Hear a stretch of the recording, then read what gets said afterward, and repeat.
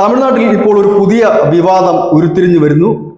ശ്രീലങ്കയുടെ പക്കലുള്ള കച്ചത്തീവ് ദ്വീപ് തിരികെ പിടിക്കണം എന്ന് മോദിയോട് ആവശ്യപ്പെട്ടിരിക്കുകയാണ് DMKയും ഒപ്പം തന്നെ സ്റ്റാലിനും. ഇത് താൻ നിരന്തരം പ്രധാനമന്ത്രിയോട് അഭ്യർത്ഥിച്ച കാര്യമാണ്. കച്ചത്തീവ് തിരിച്ചു പിടിക്കുക.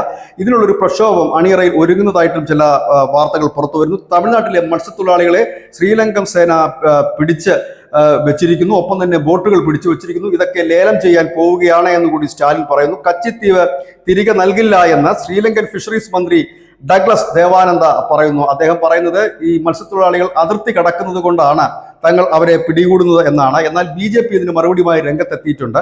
1974 കോൺഗ്രസ് ഭരണകാലത്ത്, അതായത് കേന്ദ്രം കോൺഗ്രസ് ഭരിക്കുമ്പോഴും DMK തമിഴ്നാട് ഭരിക്കുന്ന സമയത്തുമാണ് കച്ചത്തീവ് ശ്രീലങ്കയ്ക്ക് വിട്ടുകൊടുത്തത്.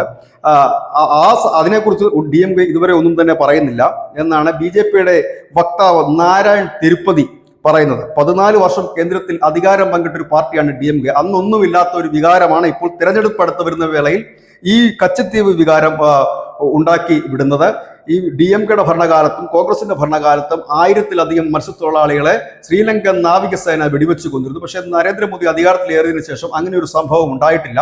വധശിക്ഷയിൽ നിന്ന് പോലും ശ്രീലങ്കയിൽ നിന്ന് ഒരു മത്സ്യത്തൊഴിലാളിയെ രക്ഷിക്കാൻ ഇന്ത്യക്ക് കഴിഞ്ഞിട്ടുമുണ്ട്. ഒപ്പം തന്നെ ഈ മത്സ്യത്തൊഴിലാളികളുടെ വിഷയം, അതായത് ബോട്ട് ലേലം ചെയ്യുന്നത് ഉൾപ്പെടെയുള്ള വിഷയങ്ങൾ കേന്ദ്ര സർക്കാർ ഗൗരവമായി കാണുകയും ശ്രീലങ്കയുമായി അനവധി വട്ടം ചർച്ചകൾ നടത്തുകയും ചെയ്തിട്ടുണ്ട്. ഏതായാലും ഒരു വലിയ ഇടവേളയ്ക്ക് ശേഷം വീണ്ടും കച്ചത്തീവ് വിഷയം ചൂടുപിടിക്കുന്നു. നമുക്കറിയാം ഈ LTTയുമായിട്ടുള്ള ഒരു പോരാട്ടം, അതിന് തമിഴ്നാട്ടിലെ വിവിധ രാഷ്ട്രീയ പാർട്ടികൾ നൽകിയ പിന്തുണ, അതിന്റെ പ്രത്യാഘാതങ്ങൾ, അങ്ങനെ അനവധി രാഷ്ട്രീയ ചർച്ചകളിലേക്ക് അത് വഴിമാറുകയാണ്.